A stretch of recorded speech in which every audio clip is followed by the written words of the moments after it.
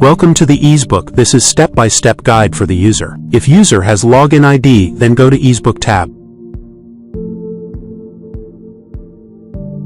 To click the control panel,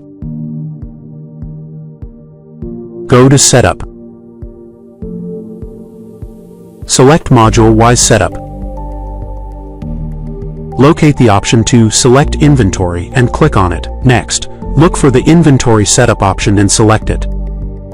When you open the list, you will see all the account names along with their controller types and respective actions. If the user wants to add a new controller, they should navigate to the designated tab and then click on it.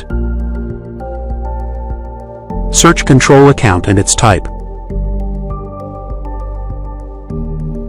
Inventory control is the process of tracking stock levels while monitoring customer demand. This allows businesses to ensure they have the products people want at the time in the correct quantities. The quantities part is the most important because it helps businesses avoid over or understocking a certain product. If the user wishes to edit it, they should go to the Edit tab and click on it. Here, the user can change the account name according to their requirements.